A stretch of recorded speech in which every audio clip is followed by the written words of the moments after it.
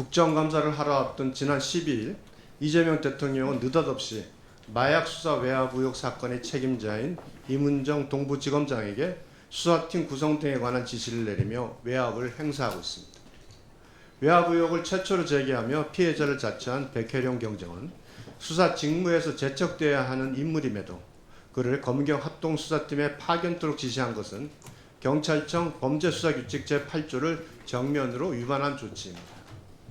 검찰청법 제8조에 따라 법무부 장관만이 검찰총장에게 구체적인 사건에 대해 지휘 감독권을 발동할 수 있음에도 대통령이 직접 검사장에게 특정 인물의 파견과 인력 보강 등을 명령한 것은 분명 정당한 근거 없는 위법한 지시에 해당합니다. 사건 발생 2년이 지난 지금까지 검경, 국세청, 금융정보분석원 등을 동원해 세관 공무원 주거지 등 10여 군데와 CCTV 서버까지 압수수색하며 샅샅이 뒤졌지만 유의미한 증거는 없는 것으로 드러났습니다.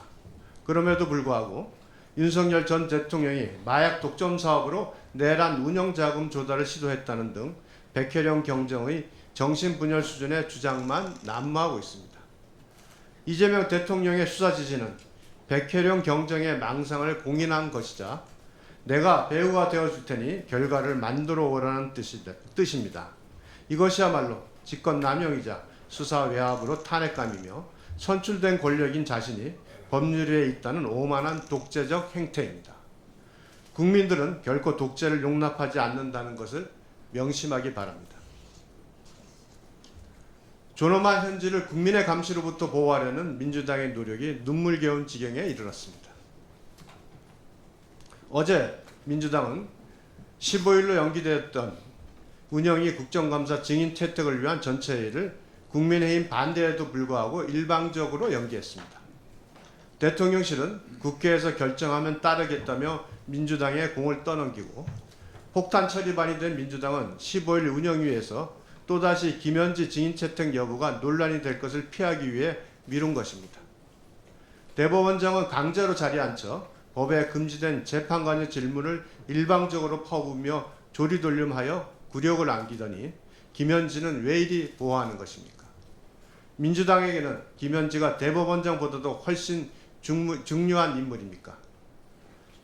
전례 없는 총무비서관 불출석을 주장하고 부속실장으로 갑자기 인사교체하여 세간의 주목을 자체했습니다.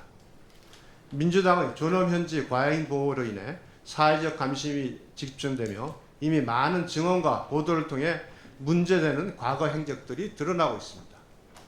국민의힘은 어제부터 존엄현지에 대한 제보센터를 운영하기 시작했습니다.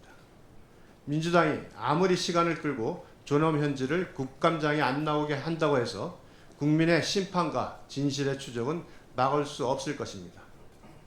민주당은 오만함을 버리고 일개 부속실장의 국감장 출석 여부가 초미의 쟁점이 되는 국회를 한심하게 보는 국민들의 따가운 시선을 두려워해야 할 것입니다.